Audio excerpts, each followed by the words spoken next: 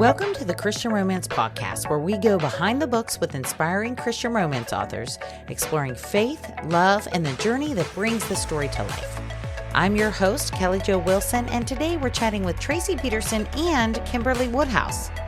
This best-selling author duo brings readers back to historic Kalispell, Montana, in their new book, An Unexpected Grace.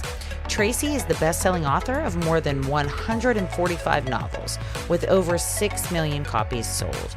She's a recipient of both the ACFW Lifetime Achievement Award and the Romantic Times Career Achievement Award, and her love for rich historical detail shines through every story she writes.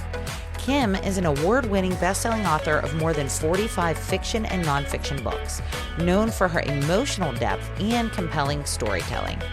Together, Tracie and Kim have crafted unforgettable stories of faith, love, and second chances, and I can't wait for you to hear the heart behind this beautiful story. Be sure to stay tuned to the end of the episode so you can hear more about our newest book giveaway. Now, here's my conversation with Tracie and Kim. Hi, Tracie and Kim. I am so happy to have you both on the Christian Romance Podcast today. This is the first time that I have two wonderful authors to talk to today. So thank you both so much for being here. Thank you. Thanks for having us. Yes, I am so excited to hear about this book because I really want to hear about this series because this book, the new book that you both wrote together, is part of the Jewels of Kalispell series. And I can't wait to hear all about it, especially this fun character that you were talking about. But why don't you guys start with just sharing with our listeners a little bit about each of you? Tracie, did you want to just go first, just say a little bit about your just background and just the kind of books that you write? Sure. I'm Tracie Peterson. A lot of times I get called the Tracie Peterson. I've honestly thought about changing my first name to the. But I have written over 145 books, most of them historical romance, Christian, all of them Christian. And, for me, it's a ministry. I love sharing the gospel message, love sharing biblical encouragement. And every once in a while, it gets me tied in with another author like Kimberley Woodhouse. Hi, I'm Kimberley Woodhouse, and I am in awe always of Tracie. Always. I still fangirl over her, even though we're close friends. But I remember our very first book tour together, long time ago. It was book 99 for her, and it was my 9th book. So I have almost 50, I think, after this year. Maybe we'll be out there. And a lot of mine are historical with a suspense element because I'm really good at killing people off. So killing characters off. I'll put it that way. And then I have quite a few contemporary as well, and then several nonfiction. Yes, I love it. And I love how I remember you telling me, Kim, how you started writing and how you reached out to Tracie and asked her questions and just asked her, all about the process. And she was so wonderful, of course, because she is. And I just think that is so fun. So do you want to talk a little bit about how that relationship kind of blossomed, how you guys started co-writing together? Sure. So it's been almost 30 years. Well, it's probably been at least 30 years since I sent Tracie a fan letter. And because I loved her books, absolutely loved her books. And I was just this huge fan. And she wrote some early books under Janelle Jameson. So I was a huge fan of Janelle Jameson, and I love Tracie Peterson, and just a big fan. I wrote her a fan letter. So after my son was born, and he just turned 30, so this is how long this has been, I started writing in the middle of the night because he was really sick, and I was staying up with him. And so I just needed to do something with all the creative stuff inside of me. I love to read, love stories, and that was how it all started. But I didn't share it with anybody. Fast forward, a few years later, a friend of mine is helping me pack for Alaska because we're moving to the mission field to an island. And she's supposed to be packing in the other room, and she's not. and she's reading because she found the pile, in a filing cabinet drawer that nobody knew about. And so she's in there reading the entire time for hours. And I'm thinking, wow, she's getting a lot done. She was not. She came in and she clobbered me over the head, literally, with a ream of paper, that I had written. And she threw it in the floor and she told me that I was hiding my light under a bushel. And if I didn't do something about it, she was going to kill me. And I believed her. And that, I started sobbing in the floor. I don't know what I'm doing. I'm a musician. Anyway, so I contacted Tracie again because, my friend had threatened my life that I better do something with it. And so I contacted Tracie. It's like, well, she wrote me back, after I wrote her a fan letter. So I'll just write her, but she's not going to have time to help anybody. So at least I can tell my friend I tried. And then, my life would not be at stake. But Tracie wrote me back again. And she gave me some brilliant, amazing advice and, told me some things to do and how to query and things like that. Just where to start, because I knew nothing, absolutely nothing. I knew nothing. And she was very gracious. And then a couple years later, when I had submitted, that was a lot of fun because I got reconnected with her again, with Tracie again. Poor thing. God just, kept putting her in my life. And at this point, she might not, want that. She's like, what did I do? No. But through that, her granddaughter was born, and Rainey is now 22, right? Right. Aw. Almost 23. Yeah. Almost 23. And Rainey was given some tough diagnoses, and she's had a lot of things. And Tracie already knew about my daughter, Kayla, and her health complications.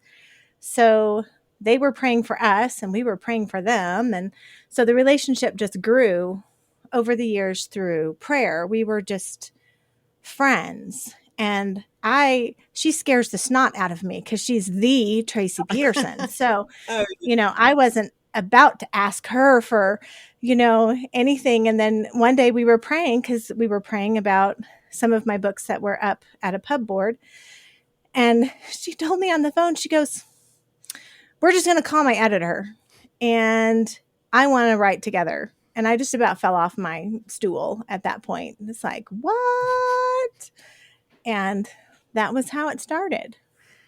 That's amazing. That's just wonderful. And I love how God brought you both together, like through these things that you're going through, for the tough times. Mm-hmm. I mean, Kim, your family, like you said, with Kayla's health problems where it was very hard, and that Tracie could lean on you through that as well, and, praise God that they're doing well now.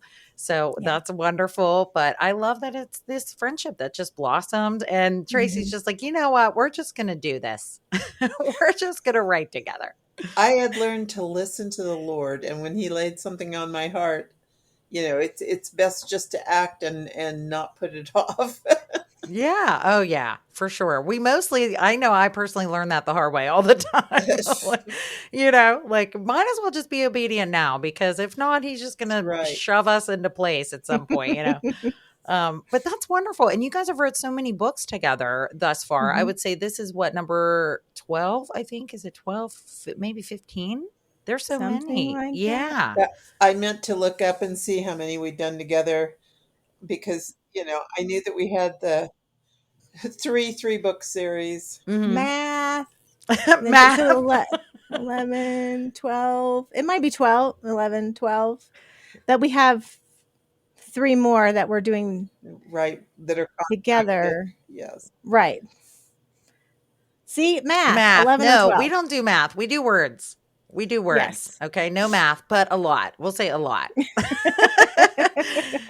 Which is so fun. And I just think it's so wonderful how you guys can kind of, co-create with God, and then both of you together are writing these just beautiful stories, historical romances and different things with all these elements. It's just super, super fun, because both of you also bring such a unique flair to the table. Like Kim, you said you wrote or you write suspenseful things, and you've done contemporary. And Tracie, you've written in different genres as well. But you are absolutely. I've done nonfiction and contemporary too. So absolutely, it's a little bit of everything.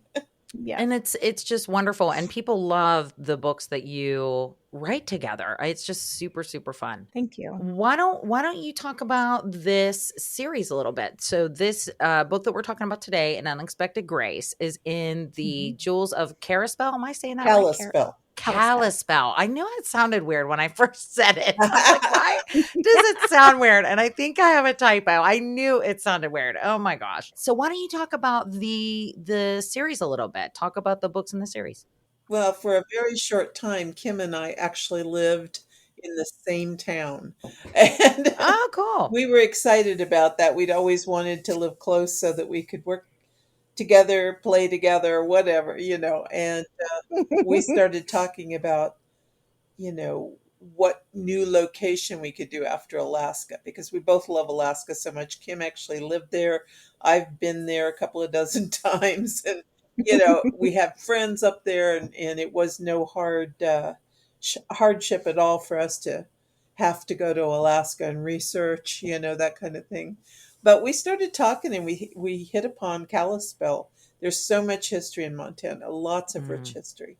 And we thought, this would be great fun because it's in our backyard practically. It's just a few hours away. So, we started talking about, okay, what could we focus on?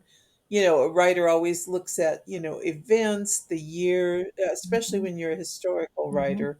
You're starting, you look at what time period do I want to set this? What was going on? And so Kalispell was just a very new town. I mean, they've been around since the late 1880, or was it 1880s, I think, or 90s. Anyway, that, they were young and happening and in the middle of nowhere, Montana, which a lot of the towns are. And there was a new push to get Glacier National Park founded. There was all these different things going on. And so Kim said, they've got some really neat old buildings there still. And so one thing led to another, and pretty soon she's coming up with these different places. Well, why don't we focus on this building? And why don't we focus on that? And I'll let her take it from there because it was just a really cool idea. It was a lot of fun. And Tracie and I always loved Kalispell. And my husband and I, when we lived in Montana, that would be our weekend getaway place. And as soon as we started talking about Kalispell, I started thinking about all the cool historic locations.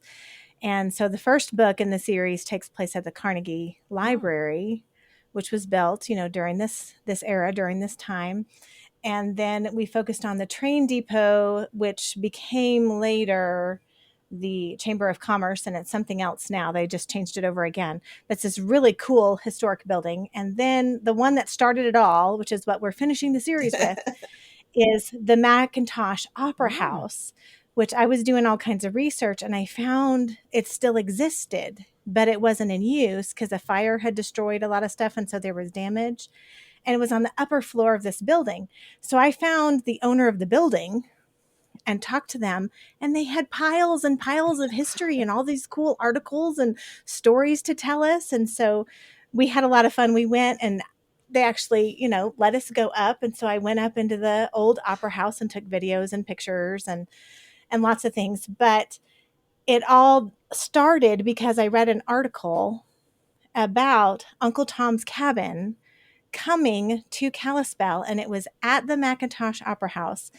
And there were so many people there, like 3 news reports all said there were so many people there that people were sitting in the windowsills. One article even said that people were hanging from the chandeliers because there were so many people there. So it was like this record-setting event in little bitty Kalispell, Montana, in this cool historic location. So each book is, set in Kalispell, but it has that unique location. And then we have a few characters that go through the series together as well. Wow, that is so neat. What a beautiful little jewel, right?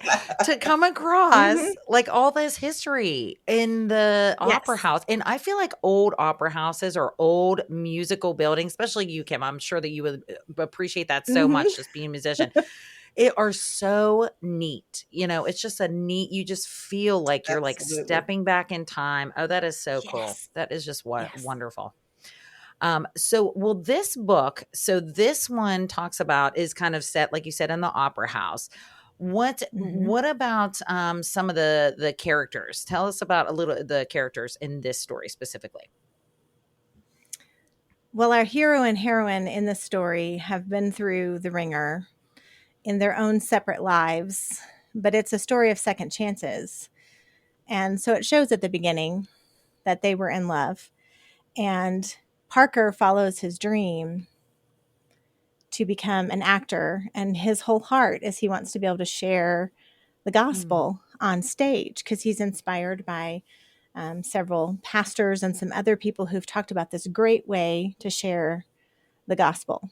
And so that has been his whole heart. And then he actually becomes quite famous, and he's pulled in all these different directions, and he's so busy, he hasn't realized where his life has gone. And so he's really questioning where he's at. And he's got this huge weight on his shoulders that he's dealing with.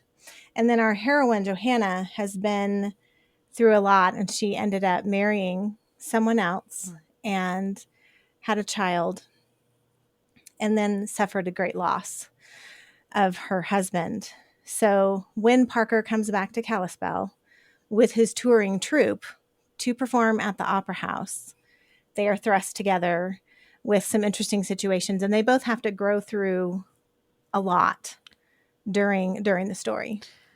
Oh yeah, it sounds like there's so much grief and there's so much healing that can come through that. But sometimes I feel like in those kind of situations, and him, grief, like not really knowing which way he's going to go, and then her with her grief, and also probably not knowing which way she's going to go. She has, a child with him, and she's just, it's such a loss. It's such a great opening for them to help and support each other. I feel like in times like that, it's easier for us to be stronger for other people than even for ourselves. Don't you think? Right. A lot of times. Yeah. So I love that. I love whenever those, and you both always do such a wonderful job writing characters that really struggle. Like they're struggling through a lot of brokenness and a lot of real life things that are tough that people can really relate to. Well, and thankfully in Kalispell, God has his number one helper in Marvella Ashbury. Marvella is this wonderful old woman. She's just a dynamo. She's like Hedda Hopper, Florence Nightingale, and Susan B. Anthony all rolled into one. And she knows everybody's business, and she's in everybody's business, but in a way that everybody finds endearing, acceptable. Sometimes they're a little miffed, but for the most part, her and her little dog, Sir Theophilus, make Kalispell a better place to live. Yes. So Marvella is very prominent in all three of the books. She's the one connecting tie besides Kalispell location. Yes. All of the books stand alone and are their own story, but Marvella is there through the thick and thin. Yes. Yeah, I'd love to just have like a prequel book on Marvella. We've talked about that, just showing her start in life and falling in love with the judge. And yes, we love her so much. She sounds lovable. I can just tell you, as a nurse, as soon as you said Florence Nightingale, I'm like, I'm in. I love her already.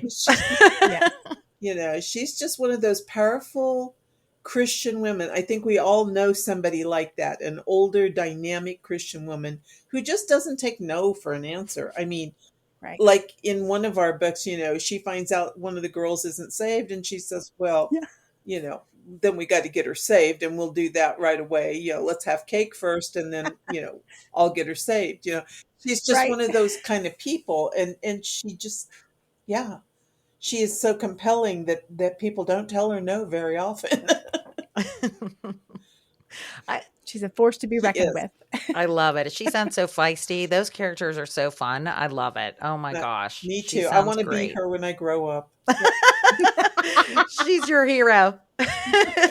You should start saying she's Oh my goodness. the Marvella. The Marvella, Yes. that's right. That's what people would definitely call her. Yes. And I think our readers definitely say that too, because I think we Oh, get more reader email about Marvella than anybody else. And we've told them, it's like, we love her so much. We want her to have her own yeah, story. So she's great. She, we'll see. Oh, I love it. I love that you get feedback from readers like that. I oh, yeah. love it. I know, Tracie, we've talked a couple of times and you say that how you get the, emails or you get mail from people. Right, right. Mhm. I just Yep. love so much. And everybody listening, please reach out. If you love the story, if Mhm. you want more, please reach out to Kim and Tracie because I mean, what a wonderful gift.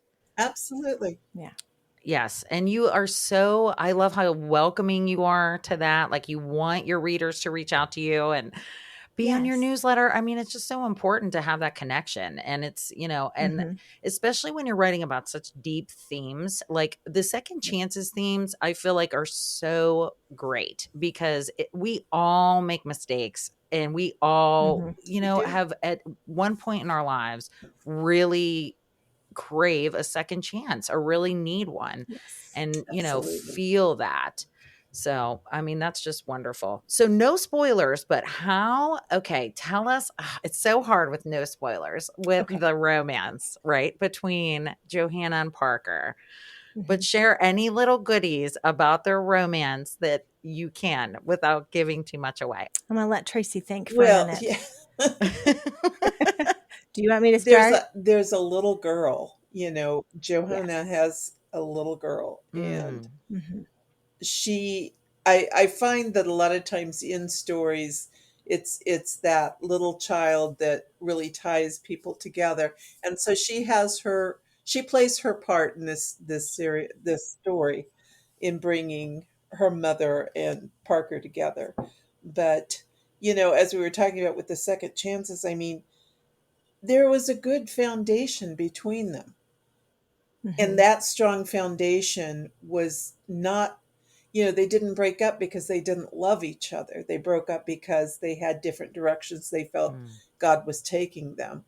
And so with Johanna, she always knew that she was going to marry a man of God, somebody who was a preacher. She felt confident that she was going to be a pastor's wife. And so, she when she saw Parker and it didn't look like what she thought it was supposed to look like, that compelled her to turn away. So it was never about their love being damaged or broken or betrayed. And so that makes the story, to me, far more compelling because it's that, you Mhm. know, for years upon years, they put aside their feelings for each other, but they could never really kill it. mm. And so when they're thrust back together, then, and this little child is a part of it, and, there's all these different things that were always there between them that didn't go away, then that makes the romance far more believable and compelling, and so that Mhm. I really like that part about the story. I love that there's so much, I think, healing in this story because when they initially fall in love, they're young. Very. And I married my husband young, and I love that we got married young, but seeing the roller coaster, right? That they had to ride out themselves separately when they realized that they were going in two different directions. But then how God brings those paths back together so that then they are in the same direction. And at this point, they're older and they're wiser. They've gone through some really tough things. They've gone through some horrific grief. And Parker has had to deal with what the vision was at the beginning, right? And how he felt God was calling him, and how over, a decade or so, he doesn't really lose sight of it, but he gets so busy that all of that has changed and he's trying to refocus what he sees as his Mhm. ministry. And then for Joanna to really be able to accept love again after, years of having lost her husband, and she's in a tough place, and her dad is there as well, which is really precious. And of course, her little girl is just I think, a beautiful piece of the story. And you have Marvella in there as well. She's also got a very pestering brother-in-law. Yes, who is it's pretty bad what he is going to try to do to her. So dun dun dun. I know I should play some effects. You should. Oh yeah, that's beautiful. I love that too. And I think it is such a wonderful point whenever you say, like, it wasn't necessarily them two breaking up because they didn't love each other anymore. I love those stories when they come back together because circumstances have changed and different things have changed, but there is still like an unchanging love underlying there, and they just need some they just need some nudging. They need some nudging from her daughter, from Marvella, maybe from this brother-in-law who maybe he's being crazy. I'm not going to tell you. Nope, not going to tell you. Yes, don't tell. Yes, it sounds amazing. It just sounds wonderful and beautiful. And I personally really like stories when there is a child involved, like the single parent, those kind of stories. I really love those stories because I feel like with the child, no matter what age, even if they're young or even like a teenager, I feel like they just add such a good, rich kind of element to it that can really help. They definitely can. The characters kind of act out of what they would normally want to do, which is usually they want to crawl into their own little holes and not do anything. So I love that too. So it sounds just absolutely beautiful. And I love the second chances theme. I think that is so wonderful. Like we said before, everybody wants some second chances, and those absolutely. We serve a God of second chances. Yes, absolutely. Absolutely.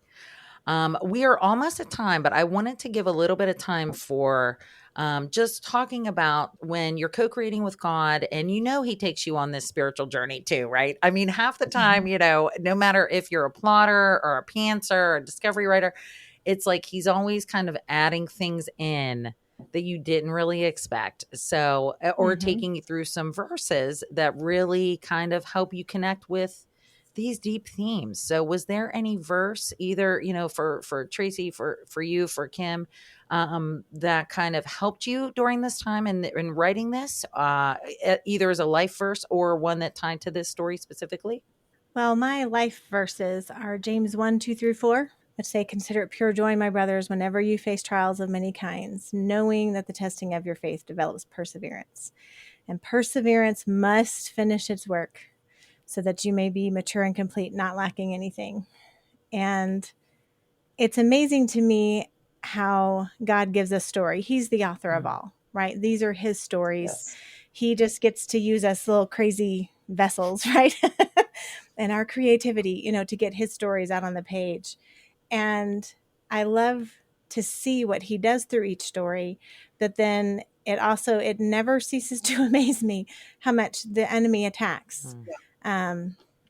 During writing of story, during marketing, during whatever editing, there's different phases. And, I know Tracie and I often feel beat up. It's like, wow, okay. But then you also are encouraged and realize, well, God obviously is going to be using the story in a big way, because look at what, he's bringing us through. And so my dad used to always say, keep on keeping on. And when I was a little kid, I didn't understand it back then, but as I grew older, I understood. My dad would say, if you're not having trials and if you're not getting attacked by the enemy, what are you doing wrong? Because then that meant that, we weren't all in with our focus on the Lord. And understanding that has given me a greater appreciation of the relationship that Tracie and I have, and the prayer times that we have, and the time that we're able to pour into one another aside from writing, but then the fun that we have creating a story together and coming together. And we get excited. It's like, ooh, we get excited about something, and she's got to share, and then I've got to share. And it's just beautiful how God meshes all that together in a way that I think in our finite human minds, it's hard to grasp. And yet every time it's beautiful to see what he does through story. I agree. And one of my probably my life verse is Ephesians 2:8 and 9. It is by Mm, grace you have been saved through faith, and this is not of yourself. I love that. And it reminds me constantly of my writing career mm, because it's not of myself. It's totally him. I couldn't even pass the application to get into creative writing. My the teacher said rejected me saying I didn't show enough creativity or imagination. I don't have a college degree. This career of mine is his. It's not of mm, myself. And I mhm. love that. I love because it constantly points me back to him. And I think, like Kim, we're just doing what we feel called to share the hope that's within us. Like the word says, always be ready to give an answer to Yes. the hope that's within. It's so important to me as a Christian, but knowing that I can do something I love so much and serve God at the same time. I mean, who could ask for anything more? Amen. Amen. Yes. Amen. Absolutely. And both of you have such a wonderful impact on people by just being his vessel, by being obedient and sharing your wonderful words that you're writing in these books and doing, like you said, Kim, even the marketing, all of that, and he's just using you as such a wonderful thing. I love that you brought up that when you start to, like, there's a lot of attacks, right? I actually, Mm, in my writers group, we're very close. We usually send messages, talk in some way, shape or form in every day. And one of my writer group friends was going through, she just was trying to like focus on the story and just felt like she was getting so like sideswiped all the time, like feeling like the mm, fiery darts are coming and one thing after mhm. another. And I think it's really good for us to remember, like, yes, that's Satan trying to stop you because something great is going to come out of this. Somebody is going to Yes. connect with God in a way that he doesn't want to happen and that Satan doesn't want to Mhm. happen. So you're doing a good thing. So I think that's such a wonderful spin on the tough things that happen and having people around you, like both of you working together and praying together and having the friendship that you have is so important on the journey because it can get so hard and then you can easily pull back and say, oh no, this is it, and give in, like to the darts that are flying Yes. around. So I love that you Yeah. two have each other in that. It's really Thank really you. wonderful and just so important. And thank you so much for sharing that and sharing your heart. So listeners today are wanting to get a copy of this in the entire series. Where can they go? Where's the best place to connect with both of you and get on your newsletters and then also get a copy of An Unexpected Grace? Well, the book will be available through just about any place that sells books. I recommend bakerbookhouse.com and Mm-hmm. christianbooks.com, especially. Mm-hmm. Those are two really great, companies to deal with. People can get in touch with me at my website, which is just traciepeterson.com, or they can find me on Facebook. I'm author Tracie Peterson. Or Tracie Peterson author. I've noticed I can go either way on there. Uh, but I'm always glad to hear from them. There's a place on my website to write me a letter, and I do. It sometimes takes me a little while, but I do answer all my emails and letters, and so. And if you want to send a regular snail mail letter, you can just send it to the publishing house, and their address is inside the book.